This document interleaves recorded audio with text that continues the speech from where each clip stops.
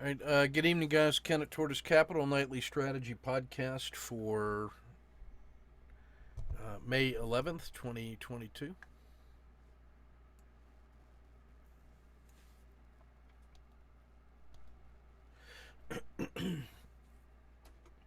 I want to start with the sniper trade of the day, a new thing I'm trying. So this is TNA on 3 minutes. Here's the range stat divided by 10 was 54 cents.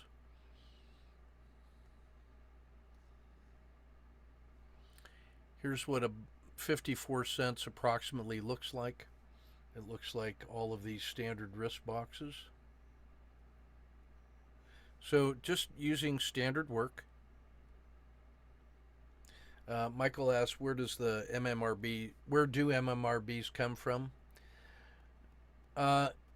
That's really a personal decision. It's the definition of it is a risk that you can comfortably manage that does not ever require you to take more than a 1 hour loss or result in you taking more than a 1 hour loss.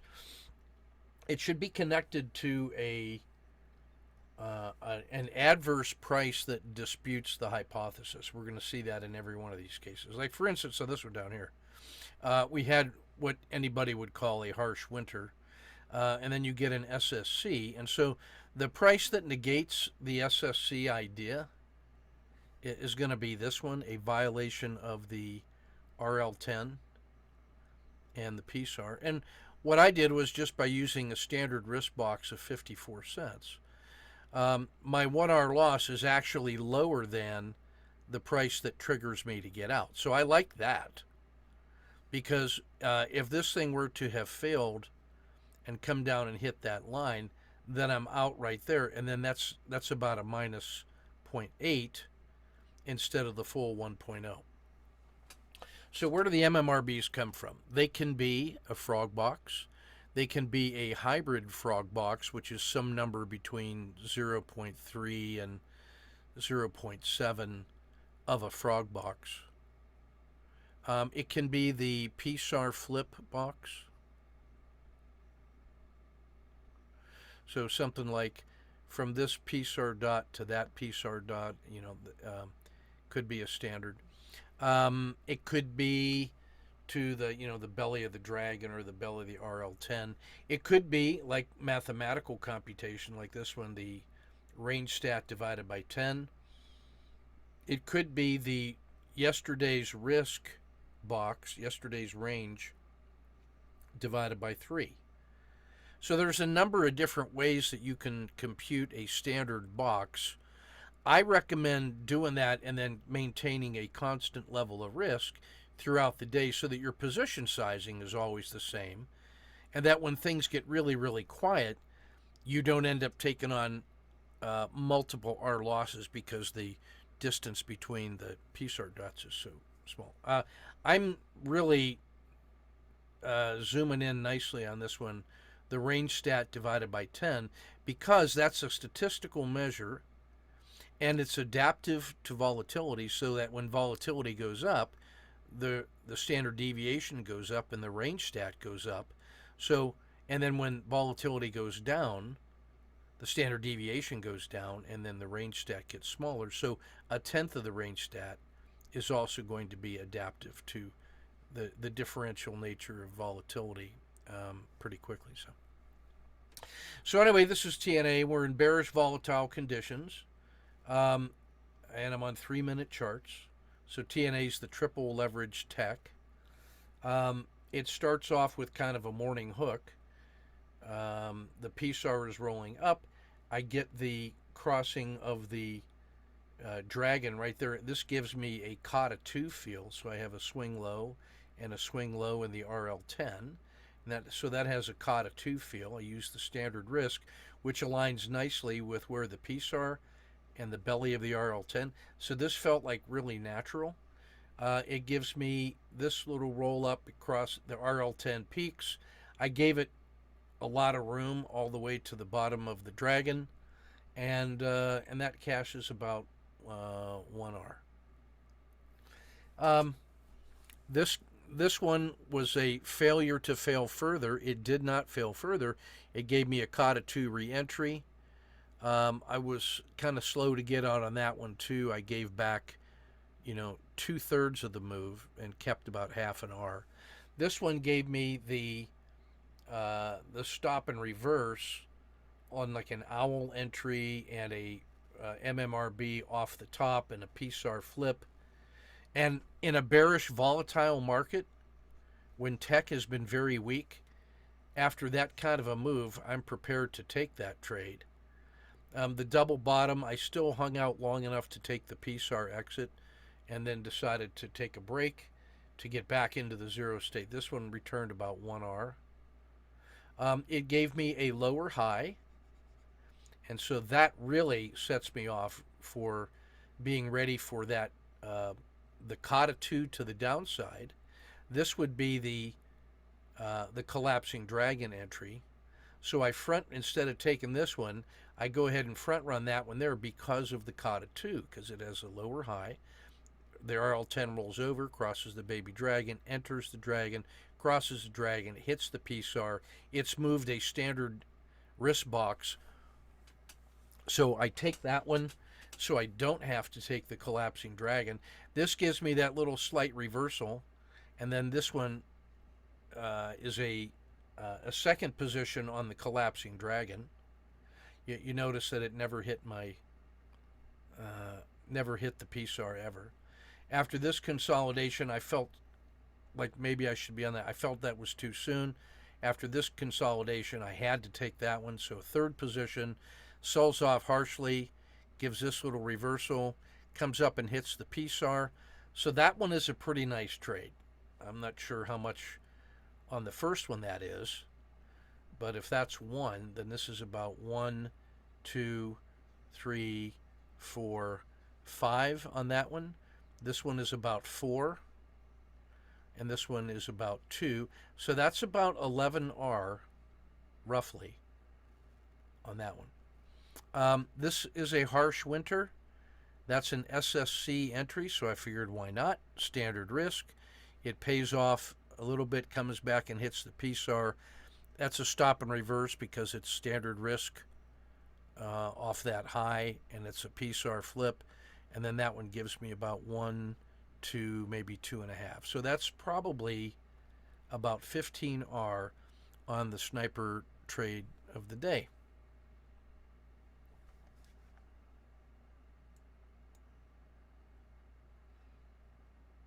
Why did I not have a no-lose plus dinner for 2 on the first positions ahead of the PSAR? Because we're in bearish volatile and tech was weak and I was ready to ride this one. This is, your mileage may vary. I'm not sure which trade box are you talking about, David? 1, 2, 3, 4. Oh, on this one, if you take that one as an exit, then you have to get back in there anyway. So instead of 11R, maybe that's 9R.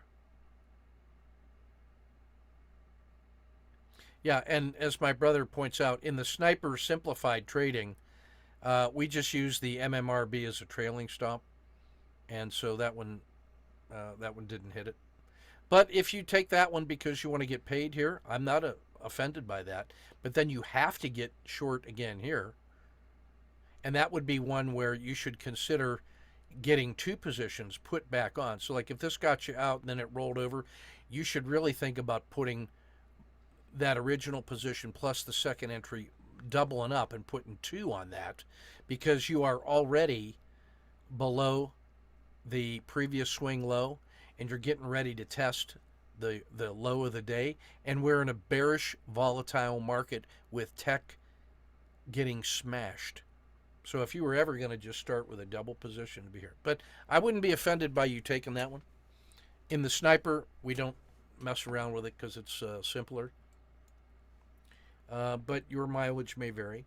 And plus, by that time, we're already 2, 3, we probably are +4 for the day. So, your mileage may vary. And where you should spend most of your time is on exits that satisfy you. And I'm trading that at a level of risk that I can be relaxed on it in that way. So that's the sniper trade of the day. Good question. All right, here's the market health check for the day. So here's our 10-day look back. Here's our 5-day look back. This is the 5-day volatility here, this blue box. That 5-day volatility percentage is how in the sniper I'm computing the relative volatility, normal versus quiet versus volatile. So I'm taking this 5-day range, that percentage from high minus low divided by close is going to give me a percentage of volatility for that 5 days. And then I'm going back 1, 2, 3. I'm going back 30 5-day chunks and then comparing the percentage of high to low against those previous 30 data points and determining on the basis of that in a histogram, is it within plus or minus 1 standard deviation of the average? If so, it's normal. But if it's more than 1 standard deviation, then it's volatile. And if it's less than 1 standard, or more than 1 standard deviation under, then it's quiet. And so you'll see that in the sniper array. So I'm highlighting that 5-day range in the blue just to help us see that. So this is the 5-day high. Here's the 10-day high. Here's the 30-day high. This right here is a combination of the 5-day low, the 10-day low, the 30-day low, and then also the 150-day low. So that's pretty low. There's that much wiggle room between breakdowns to new lows.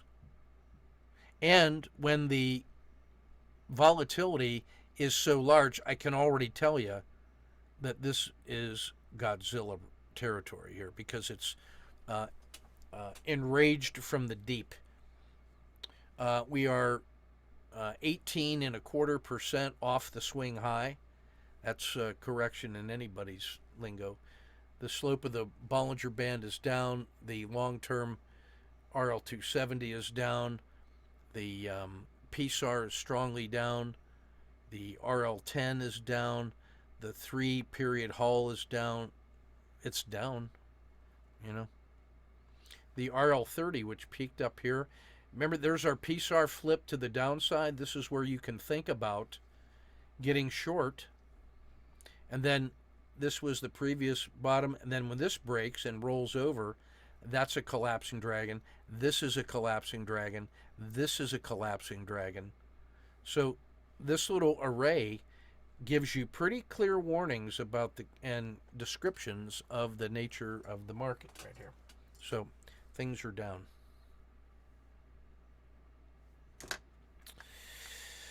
On the let's see, this is the sector performance. Hit this real quick. So the S&P, S&P was off. Where's my arrow? Come on now. Yeah, so the S&P was down 1.6%. Underperforming was the Russell at 2.5%. Qs were the worst at -3%. So again, if you were ever going to have a bias to the downside with tech getting smashed, that's one where you would let it give it a chance to fail further. Diamonds were slightly better than the market at -1%. Emerging markets were off 0.7. Here's the cut line to actual positive territory. The only one of the indexes that were positive today out of our big six was Treasuries, up 2% to 117.9. Let's look at the underperformers first.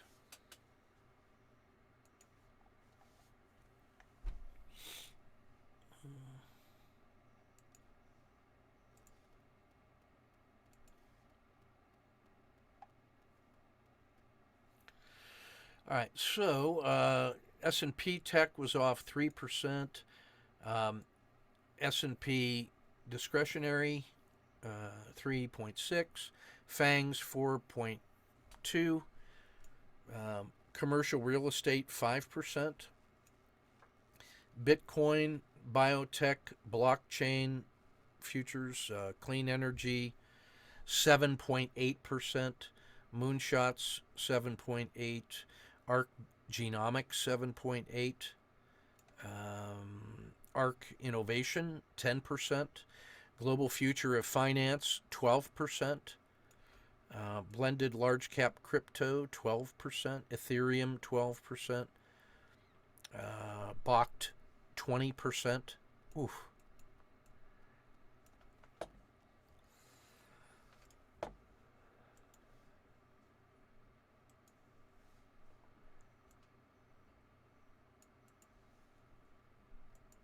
Let's see. Individual targets that got murdered. Coinbase 26%, and threatening bankruptcy and people losing their cash. Squarespace 15%. Robinhood 12%.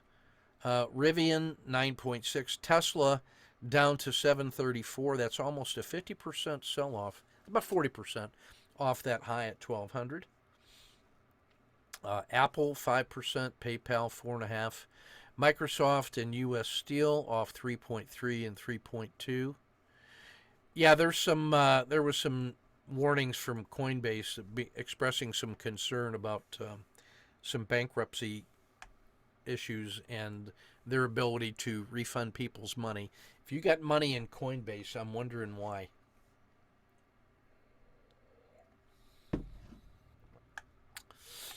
Lumber was down 1.54.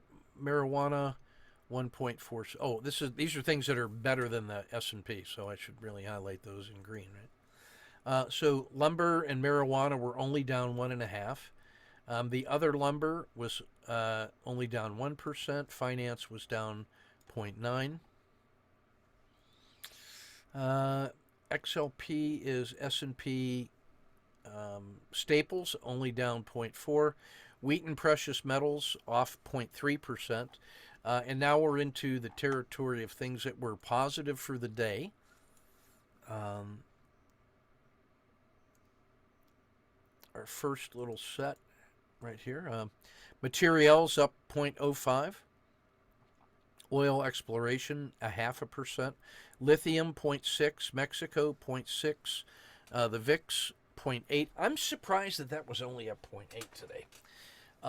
That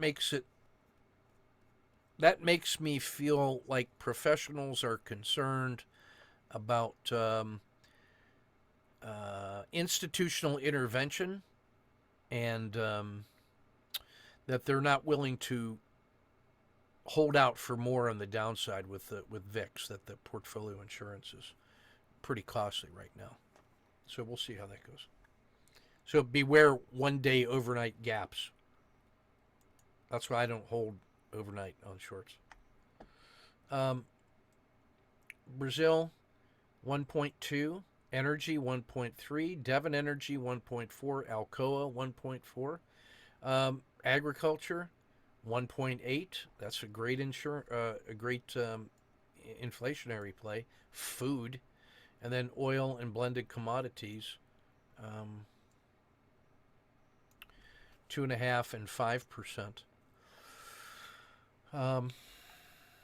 Matt Richardson, who's one of our associates, I guess, we're long-term allies. He started off as a student, is now a professional money manager. He's managing some money for some of my peer instructors. They were looking for help, and I turned them on to Matt Richardson, and boy, has that saved them their retirement. I checked in with him. He's at about 80% cash and 20% in commodities, food, and my friends are grateful. And all he does is what we do. So those were the winning positions Brazil is really interesting to me, up 1.2.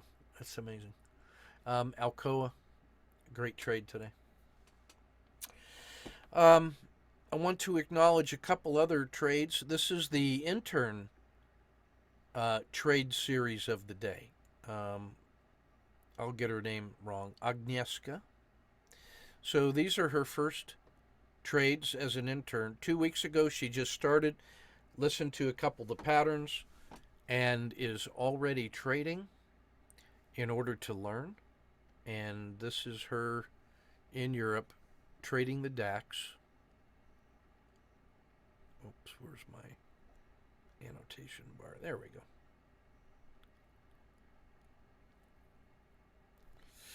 So this is the DAX on 1 minute. I inadvertently cut that off up here. So she notices the sideways chop, the pinch of the Z3s. She buys the essentially a COTA 2 with a standard risk box here. Here's her stop. So that's her MMRB. And it breaks out here. By this time, she should be at no lose, raising it. She takes this exit for 2R, essentially. The re-entry, which then scratches pretty quickly, so well done. So that's right around, I'm going to call that 1.8. Very nice for trade number 1 and 2. And then she trades this one. Here's some more DAX.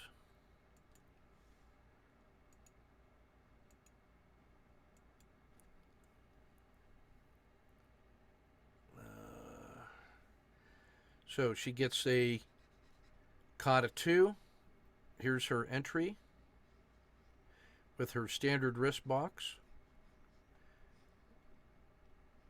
Cashes it for 1R. This is almost like a mini COTA 2. Trade 5 with a standard risk. Sees this. I might have suggested this, but I don't mind that. And that is 2.9 plus another 1. So that's 3.9 plus about 1.8. So 5.7R for the day. DAX 1 minute. Well started. So let's get it documented and lessons learned. And that's what that looks like. Nice work. Danny wanted to point out that her trade reminded him of this one. This is my new totem animal. Here's the body of the dragon and enraged, and there's his head and his open mouth eating everything that comes into it. And there he is, that magnificent creature. He's a 5-toed dragon, so you know that that is good luck. So when you confront a dragon, you should count their toes. A 5-toed dragon is on your side. A 4-toed is not. So that's how you know.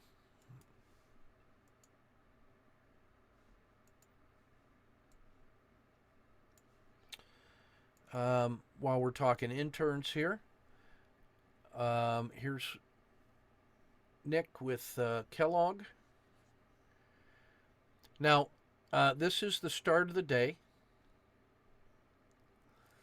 So when this rolls over and here's your PSAR flip, that's where you want to be short. This is on 5 minute.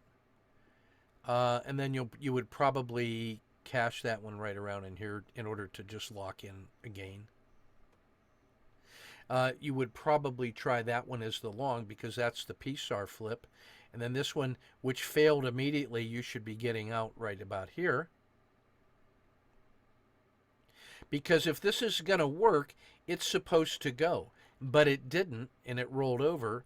And now you could either get short right here because you have a high and a lower high, or you could wait for the PSAR flip, or you could wait for the collapsing dragon. So any one of those three positions is a place where you can be short, and then your coverage should be here, and then that's a winning trade series. Now, so this actual entry here is late, so you need to be getting in here, and then your risk box would either be to the bottom of the dragon or to the bottom of the PSAR flip. But really, you want to get out of that thing right there because it did not work right away. If this is going to work, it's supposed to go, and it's supposed to get above this. So this is supposed to go. The fact that it didn't just go means it's not going. So you just get out. The 1R protects you against catastrophic losses. That doesn't mean, well, we're going to wait and see and give it as much room as humanly possible, hoping that it's going to go. No, if this is going to go, it's going to look like this. It's going to look like that dragon going. If it doesn't look like that, it's not going. So we cannot afford to be long here and then wait for all of this to get out, because this is the signal that that's working. And as you saw in the previous markup, there were 3 possible entries where that could go. And then if you just go back to the trade of the day, this is that. Or was that? No, I'm sorry. You were Kellogg, right? Oh, I'm going to show you Kellogg here in a second. Is this Kellogg? Yeah. So here's Kellogg on a 10-minute. And if I'm trading Kellogg, this blue line, if I'm being aggressive here, the Kellogg is right there. It opens here. It rolls all the way up to here, and then sells off. And now here's my risk box. 21 cents. That's 21 cents. That box is 21 cents. This box is 21 cents.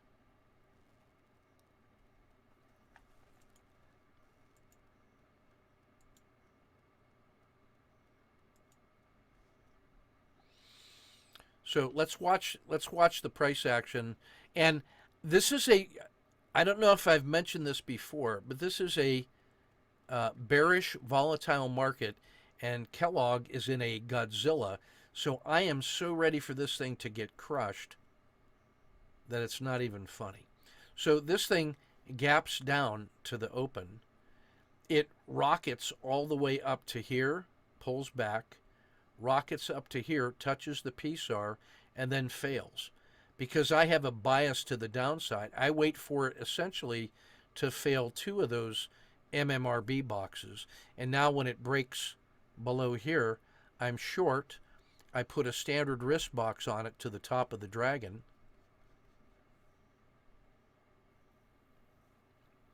So now I'm short from here. As it comes out of the dragon, see where the RL10 has rolled over and has now crossed and left the dragon? Here's the southern skin of the dragon right here. When that emerges from the dragon and everything is failing, I'm short there with a MMRB right here to the top of the dragon.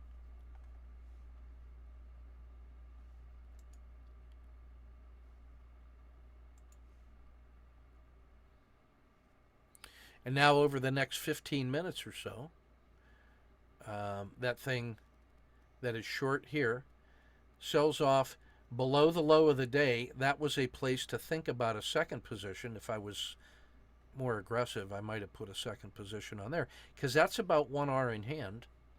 It fails down to here, but because I only got 1 on, and I should probably, where it opened here and started rolling up, this would have been a good place to think about cashing.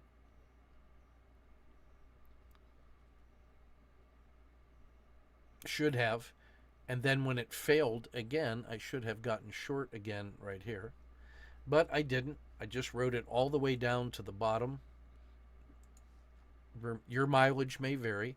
So now at this point, this thing has sold off this much, and this is 1 risk box off the bottom. 1, 2, 3. So this is about 3R in hand, and now it rolls back here, and I exit and say, well, I got lucky on 2R. Bad form. Should have been better. I'm going to show you this on a shorter time period, but the 10-minute chart, I give it a little more room to wiggle. Now on this one, I'm getting back into the sniper mentality. So I just wait, and now this thing has given me a swing low on the RL10, cross the baby dragon. Here's a 1, 2, 3, another low, and here's where it takes out that descending PSAR. So I get long with a standard risk box here.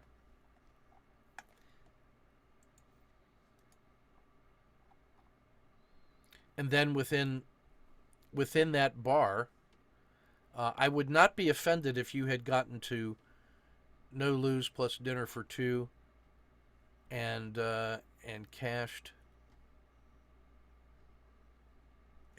here in that same bar or stayed here and then re-entered here. But I was just using the sniper, and as long as this thing was going up, I just stayed in it. It rolled over with a higher low, came back across the RL10 and I just took that. Now it has failed in a big way. The RL10 has peaked, has crossed the baby dragon, has entered the dragon, crossed the spine of the dragon. The RL10 leaves the dragon. The price is already below here. And while it's monkeying around in here, I get short at about that price level. I have a standard risk box.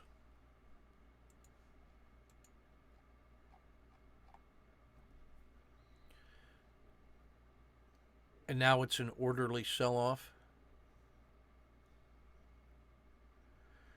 Bottoms out. I cash that one. That's about 1, 2 more R.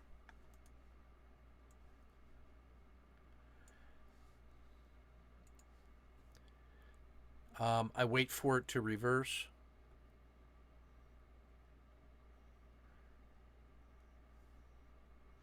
There's the belly of the RL10. There's the PSAR flip. It takes this long to get all the way up to break the price level at the PSAR.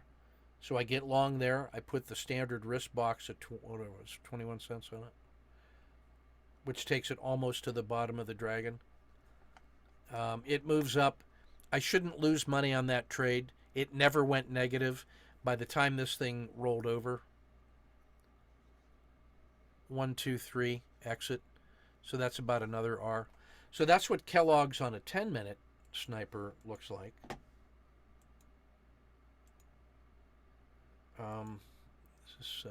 Here's Kellogg on a 3-minute. What this one should lead you to in a standard way is after the morning opens. This was that big trade that was about 3R on the 10-minute. It's much easier to see that on the 3 minutes because when all this breaks, you get a collapsing dragon right here, and you get that immediate sell-off, and you should get paid on that. And this turns out to be what the SSC entry looks like, and you'll get paid somewhere in here like this with an entry approximately there with a stop to here, and then get paid at the PSAR flip there, and then this becomes a short because it's failing right where it failed before. You can get 1 entry, 2 entries, maybe even 3 entries, and then an exit. Here's a CATA 2. Here's the usual exit on the CATA 2. Here's the usual stop and reverse, and you get paid in a big way. So on the 3 minutes, the 3-minute sniper absolutely crushes. Guess what else you have on this thing? If you decide to use the WMB3, you don't get an entry until about here, and you get that trade. If you take this one, you get a scratch, and then the collapsing dragon, and then on this one you get the SSC entry there with the WMB3. So the WMB3 works massively on K. Its partner in the S&P 500 since I was there was Key Corp, which was also a Godzilla trade, and this one is becoming like my new best friend after one date. I noticed this one when I got a PSAR flip alert this morning from TC2000 after the morning shenanigans, so I missed that trade. but the PSAR flip was there, and this was in Godzilla territory, and this thing is a standard, about a 10-cent risk box. There's the R10 is 9 cents, so I just make it 10 cents. Here's the standard short, standard risk, second position and scratch, re-entry, one position, standard exit. You can't get more orderly than that on a 3-minute chart. SSC gets paid, stop and reverse on the PSAR flip, that gets paid. I mean, that was like, that was boring and good.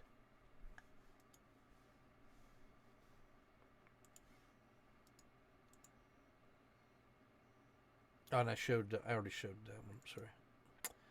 Key Corp and, Kellogg, so the trades of the day. Okay. Let's go to the, since we're looking at trades, let's look at do the coaching, traders coaching here. Sorry. Let me clear the deck. Sorry.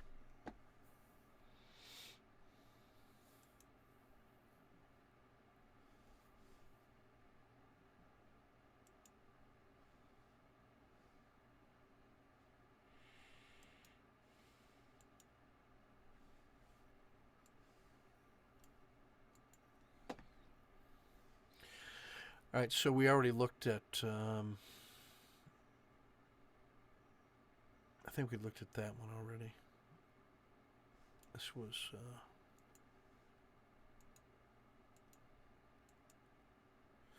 yeah, okay, so this was TNA for Nick. This was good. That's not an unreasonable effort. It's a little bit slow, but that's a quick scratch, This is the one where your PSAR flip should be getting you short with a cover here and another short, right? But what you did was get long here, and I think you suffered too long in the negative, but you held till here. So you actually made bank, but I would like you to take a look at my 3-minute chart on TNA in order to refine your understanding. So this one, you made bank today, but the technique was not good. So I don't want you getting into those bad habits. So compare what you did on TNA to the one I did, and work through the details. That should help you see those patterns a little more clearly.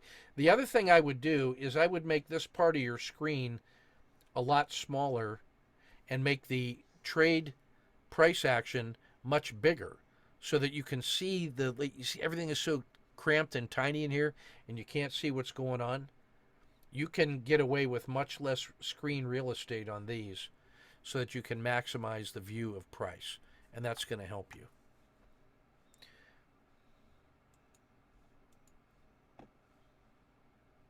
Yeah, Chi Weng Chung makes a good point. That TZA is the inverse of TNA, and you can do that. I would rather see you trading DIA and getting used to the slower moving index that's not as jumpy as this one. It's very liquid, has a micro and a mini futures that trades 23 hours a day, and I would rather see you develop the proficiency on that one. What I do like is your manual examining of the changing of the states. That's very good practice. Like this one's important. You get that harsh winter. See how that left the Red River behind, and you get that extreme move? That's from this. That harsh sell-off that now becomes spring and it comes back into the Red River, that tells you this is prime time for that move. So instead of entering here and suffering, I'd like to see you pinpointing your entry right in this area and having a tight stop and then getting that move. By the same token, this thing rolling over, failing to continue, is quickly summer, quickly into the fall, through the zero line, and then collapsing. That's where you should be getting short, is that move into the winter. Under no circumstances should you, and you didn't stay long on this one, but there's no way that you want to be holding through that when you have that kind of seasonal adverse action, right? But this feels If you got long here, then we should have gotten out sooner and then re-entered here with a tight risk box, and then this would have paid even better.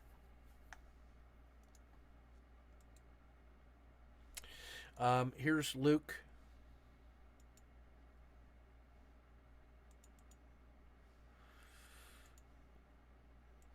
With the 5-minute Aussie for 7.7 today. Standard Z3 pinch breakout gets paid.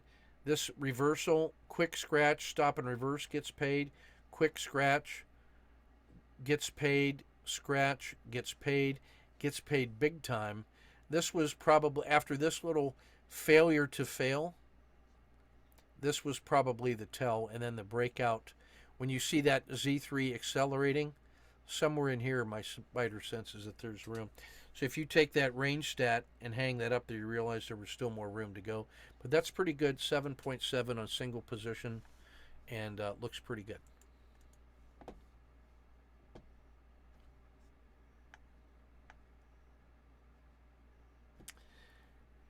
Yeah, so in the futures for that DIA, you want to look at it's the YM. Here's Tim, and here's 15R with constant MMRB, which he is producing from the overnight Z3 pinch. So that's another way that we can start estimating the size of the pinch box or the noise box, right? So he starts trading here, gets a quick scratch, I guess. Another quick scratch, gets paid big time. Gets paid, scratch, massive goodness on a single position.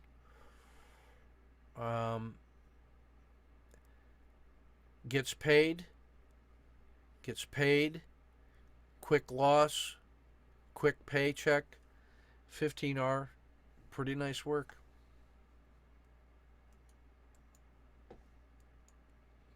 That the moves out of the Z3 pinches to the downside in a bear volatile, holy smokes. If we were ever going to look at adding a second position, this one here that broke down below the VWAP and the RL270, and even here, when it breaks below that, this could have been 25 or 30, you know.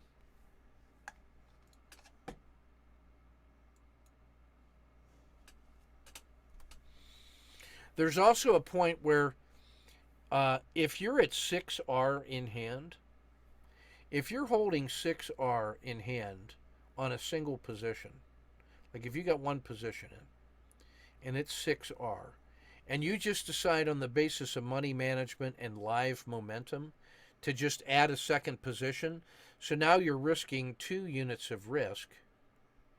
And then, so let's say this thing is failing, and you're at +6. So you add a second position, and then it immediately reverses against you and goes back 1R. So now you have 2 positions that lose an R, so you go instantly from 6R to 4R. So if you just cash that one, then you got to keep 4R out of 6, so you keep 2/3 of a really good gain. But if this had failed further, you're getting double the return, all paid for with market's money. So that's not a bad idea. And you could also decide, if I'm holding 6R, and I, on the basis of money management, just add a second position, and I just put a arbitrary half an R adverse move to get me out on 2 positions, then I'm all out and I'm only down 1R, half an R on 2 positions.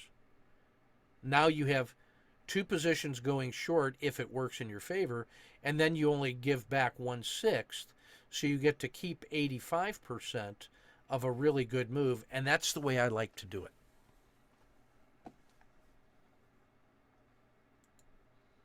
So 6R is something magical, because that's telling you you really have an extraordinary, abnormal move in your favor.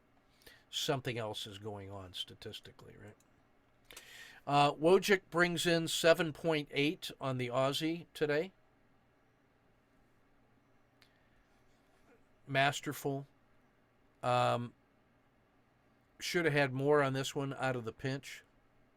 So didn't even get that, except for a couple tweaks at the bottom, but made very good moves throughout the length of that. We'll take 8R. It feels to me like that's really working for you. Over his last 100 trades,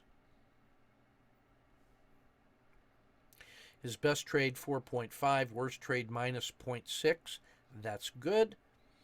46% to 43% win to loss, and then the payoff is 3-2. That's like a coin flip that when you win it's 3, when you lose it's 2. How often do you want to trade that? All of them. You want every one of those trades. That's a great looking histogram, and you're getting better on the basis of the slope of the regression line. So keep up the good work.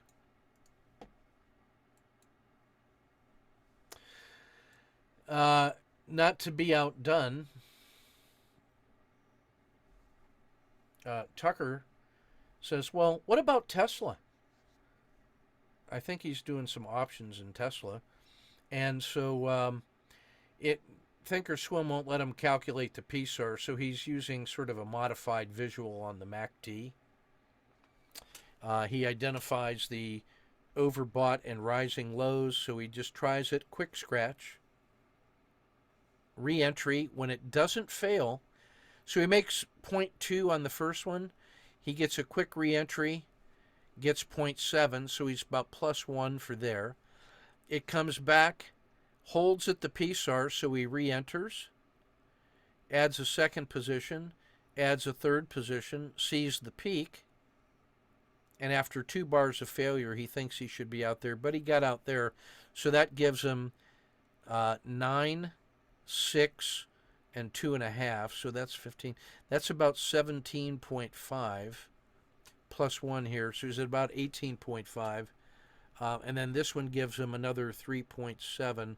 So 18.5 and 3.7 is about 22.2 intraday on Tesla. So that's not bad. That's pretty good work for a noob.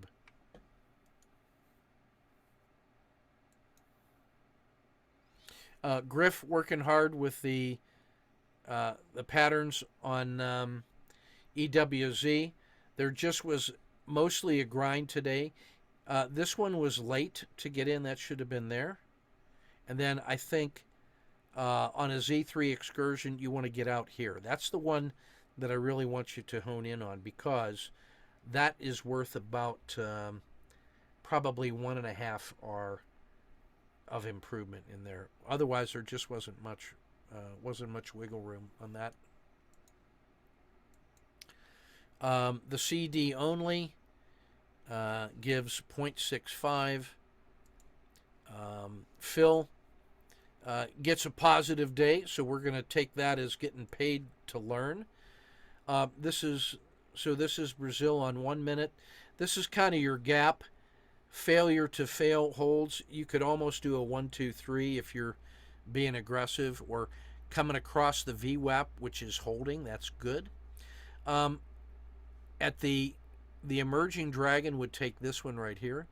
That's a good scratch. That's a great re-entry. Quick exit to lock it in. I like it. I like the PSAR short here. This is a pretty quick exit. That's good. I would be ready to get that as a stop and reverse, because this is the move, right? And it held at the VWAP, so instantly, because this is late because you waited till after the PSAR. So that's the difference between minus 0.3 and plus 0.3, which is a difference of absolute value of 0.6. This is a great short, great exit. By the same token, when this holds at the PSAR, I think you could think about getting long here or here, and then you'd get paid in there. So we'll take that as getting calibrated and doing some good work. And oh yeah, we already saw Luke, and that's all of the traders. So let's go to the really inspiring work, guys. You guys are doing great stuff. Yeah, the 3 minute will give you a little more smoothitude on you there. That's not bad on EWZ.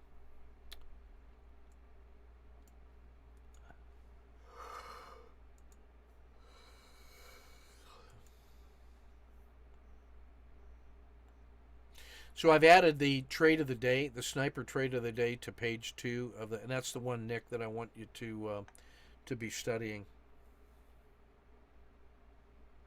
And TZA is the inverse of that. So you'd have gotten a massive long on TZA as a kata 2 to the upside, because you had a low, you would have had a low, a higher low, and then there's the kata 2 entry.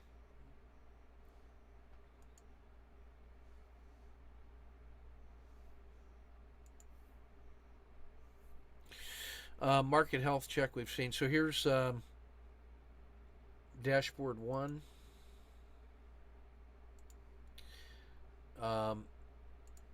Bearish volatile. There's a reason why that is the first thing on the first dashboard I look at on the upper left. And the oversold, you can see this thing is just getting murdered. The risk Z is still down at abnormal territory.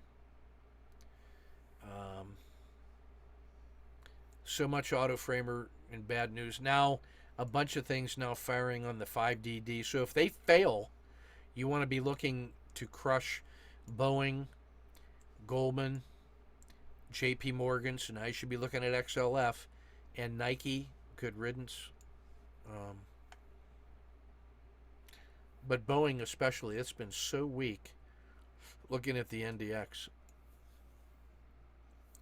Anything that fires on the RSI 2, these are extremely short-term getting smashed, kind of like a field expedient Godzilla. The ETFs are kind of all in the same boat too. PBW just there were so many fish in the barrel today. I didn't even get over to PBW, but man, that thing, holy smokes.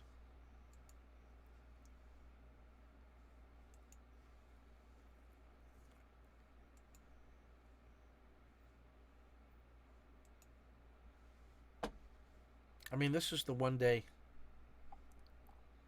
Oops.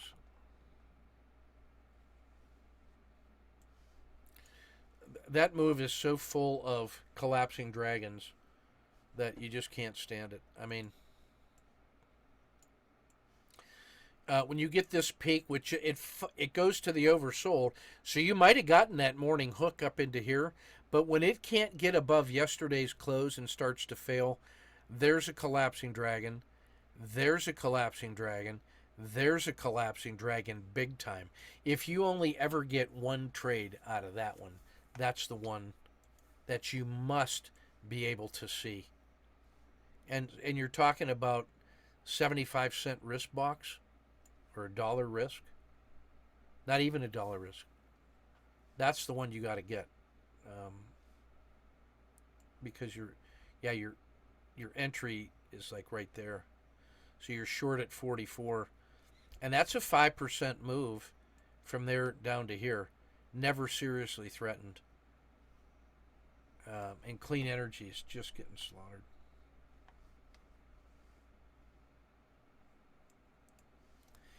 And then if you look at treasuries, holy smokes. I mean, gap down, double bottom, Kata 2, emerging dragon, new high of the day from the previous close. I mean, and this one is your, if you come down and look at, here's your WMB3.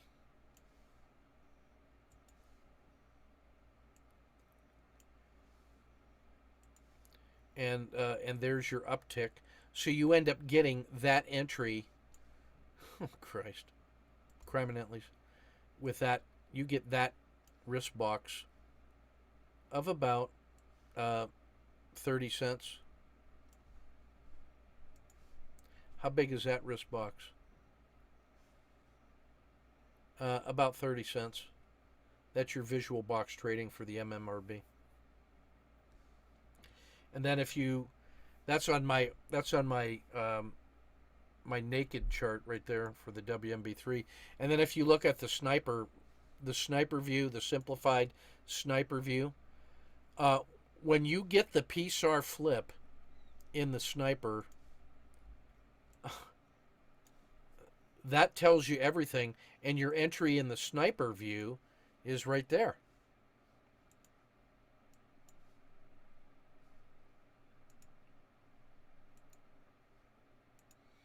There's the sniper entry, and it never looks back until here. So that's about 5 or 6 are in treasuries, for crying out loud. And then the re-entry is right here, which gets paid up into here on the PSAR dot. So the PSAR dot on a 3-minute sniper, telling you, my friends, you can make it harder than this, but you don't have to.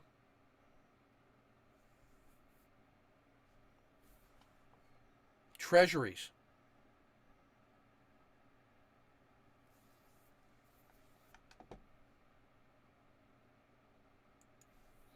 Treasuries on the hourly chart. If you think that run is done, you'd be wrong. That's an hourly chart.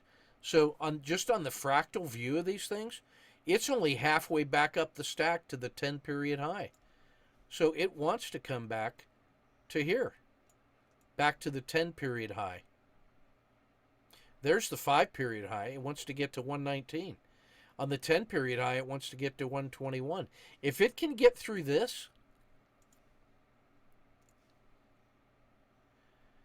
like above 123, I've got a buy order in there just in case.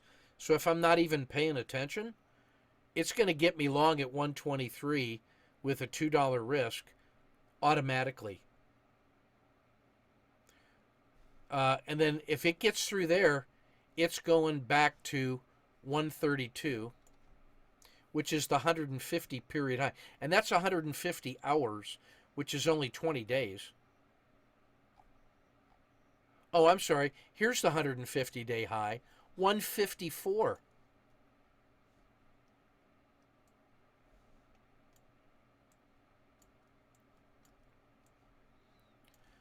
So you know what we would call something like this that has high volatility and was oversold on 10-day, 30-day, and 150-day with large volatility? Repeat after me. Godzilla, King of the Monsters. And this is just the first move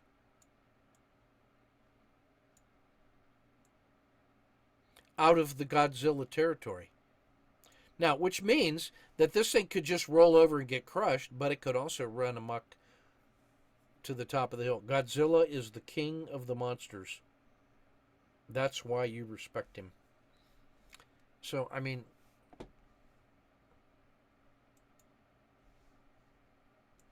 we'll look at the rest of the, the report for context. But you should be looking at Treasuries tomorrow, which has a futures contract, very liquid, has options. Tucker, just saying. The daily squeezes. Here's your Godzillas. I mean, it's not like you don't have a lot of things to choose from. There's a lot of good ones on there. Look, Dish Network, just for the fun of it. I'm just gonna. All I'm gonna do is just have some fun here. So, this is why you might consider TC2000 and the TC2000 bundle. I'm just saying. I'm just gonna isolate the R10, so you can see the intraday and what the reward to risk to a 10-day high is, and then we're gonna take a look at, instead of the boot camp, I'm just gonna look at the S&P 500. And I'm going to sort it alphabetically. Now, if I wanted to, I could just do that by the reward to risk ratio and find the best things and just start cycling that way. PSA. Oh my God. Public storage? Are you kidding me?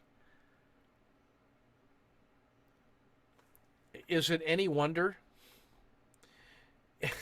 Jesus.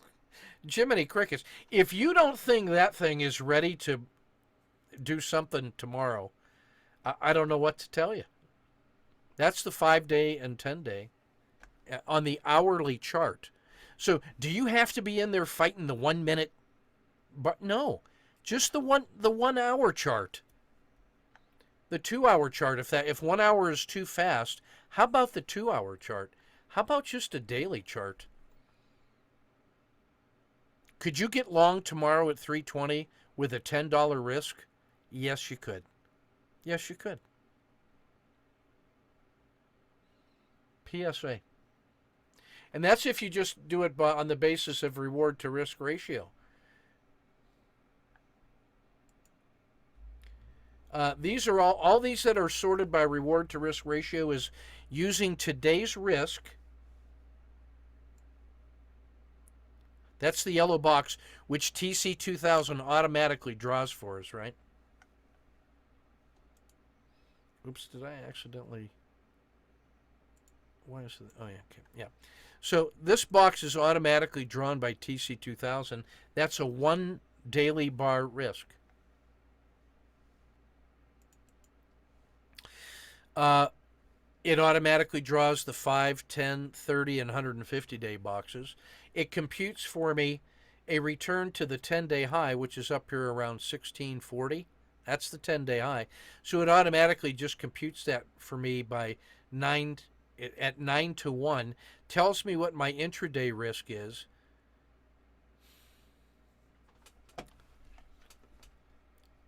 Gives me all my mechanical entries. If I was just doing this on the mechanical basis, it will give me my mechanical entry, the range risk, my initial stop, what the 10-day highest high was, what the reward dollars are divided by the range stat, etc. I mean, as soon as the market closes, you have that for all of the stocks in the S&P 500. If you want to do it that way, I mean, you could. So just on the basis of the auto framer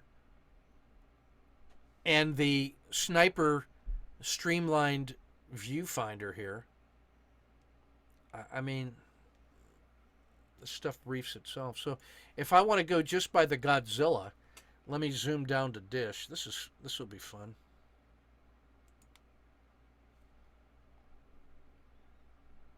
Dish, then there's UA.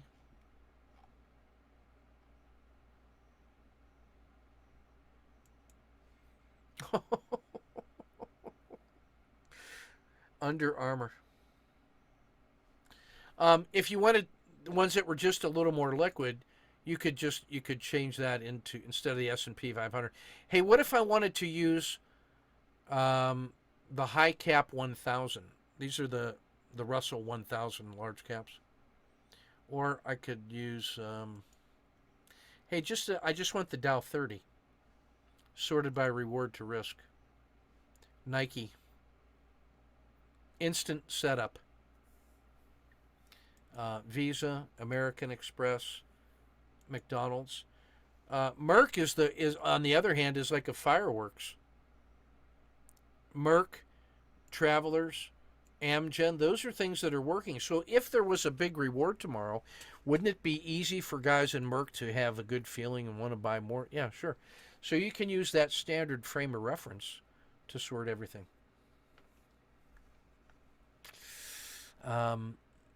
You could also, instead of the Dow 30, if you wanted a little more variety, you could pick the 7,000 ETFs that there are. You could sort that by liquidity if you wanted. But my brother recommended the... you could do the NASDAQ 100 if you want. IDXX. Oof. So there's an argument for having an automated, never-tiring, error-free administrative assistant that gives you this kind of flexibility and power to find the patterns that you really like. If I do the S&P 100 as my brother suggested, oh no, that's not the right ones, Kenneth.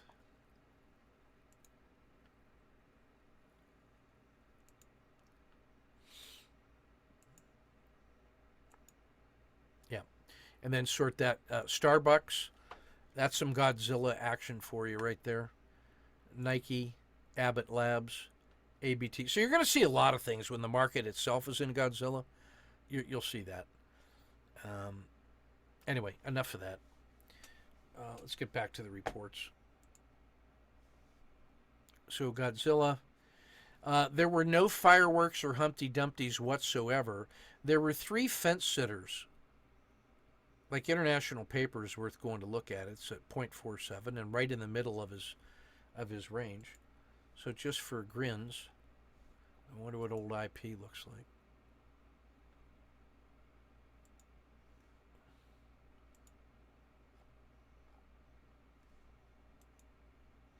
Right smack in the middle of his 150-day,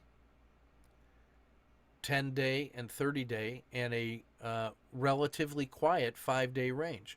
So the breakout for IP in either direction is a very interesting trade. And you could even, that's one where I would zoom down to the 30-minute, and I would be willing to play this little breakout on this basis. This is where I might choose the alternate framing of the 3 times time frames, and now look at it on a weekly, daily, and in this case 30-minute chart. So that again, that's the power of TC2000 and a good broker, and a good set of lenses that are geared to the way you like to look at the market. But that's the lens I like right there. That's a nice 30-minute. This is a 30-minute breakout box. Ready to go large in either direction. That's what an option straddle candidate looks like. Nick asks, what is the link for that? Well, the TC2000 bundle is something we sell because Danny has coded all of my systems, all of my filters, all of my lenses, all of these different strategies in one. And that's a comprehensive bundle for TC2000. I will, as an intern, I will send you the link to share that particular lens for you because you're an intern. Send me an email later about the bundle.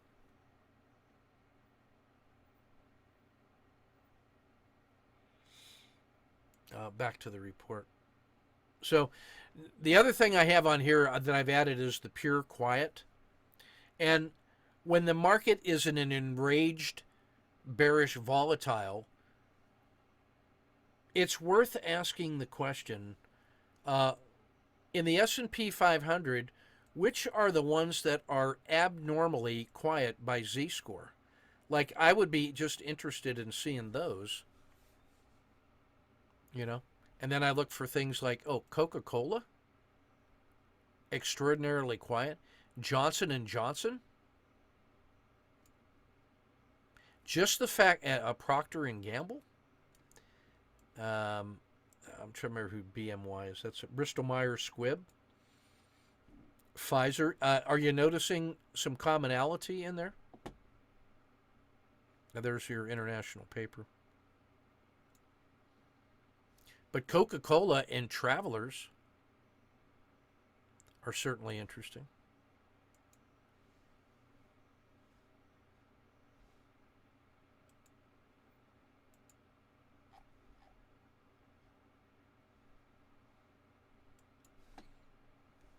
So you don't have to settle for things. You can, let's see, that's daily, and I'm looking at want the auto framer on that one. That's what I want right there. Coca-Cola.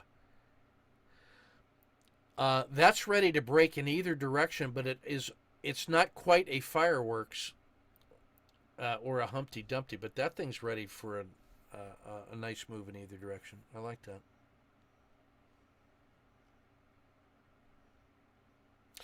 So, that's my spider sense on these pure quiets. I don't have a clever name for them yet, but it's almost like, the old Western. It's at 3 o'clock in the morning. It's like, it's quiet. Yeah, it's too quiet. Something getting ready to happen in there. And then obviously the standard Godzillas are just too good to believe. There's your sleeping giants or sleeping dogs. Yeah, sleeping giants. I like that. The TC 2000 Sniper auto framer for the Dow 30. This one just, and because this market has been in such an outrageous sell off, I am taking the boot camp, or maybe the Dow. No, these are the boot camp ones, the standard look, and I'm just sorting it by percent changes because I want to see, because I think the big follow throughs will be the ones that are at the top of the stack or at the bottom of the stack. That's where the abnormal gains are going to come from. And then I'm going to use the R10 as my default intraday position. Like treasuries, 25 cents, right? For those of you keeping score at home, 25 cents in the treasuries tomorrow. Alcoa, 60 cents. It's easy to believe in agriculture, DBA. So I think that's everything I want to just cover for tonight. I think we're beating a dead horse here.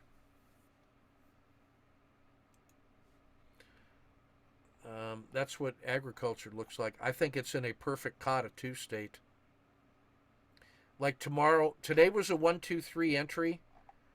Today was a 1-2-3 entry in DBA, right from the open, and that's a 1-2-3-4 continuation, and then a strong breakout above 2190, and that thing could be going to 23.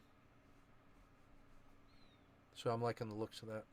All right, that's everything I got for you today. A lot of good things to share. The gang is doing a great job with intraday opportunities, carefully framed. This is not even amazing what these guys are doing. What they're doing is what you would expect when they apply those rules to those situations. So keep firing, build up your skills, learn to cut wood and carve bowls without cutting your fingers off, and then you'll find the raw material and the technique and the skills that you need that fit you. I would strongly recommend, Phil, that you look at the 5-minute Aussie, because why not? You got 4 guys in here that are trading it at various levels of expertise and experiential learning, and the 5-minute time frame gives you a little more time to develop the skills, and you can compare your decision making to theirs. And I would talk to them about joining their 5-minute Aussie group. And it trades 23 and a half hours a day, and it's extraordinary liquid. Just saying. Just saying. All right, guys, that's everything I got for you. We'll cut it there, and because we got work to do to get ready for tomorrow.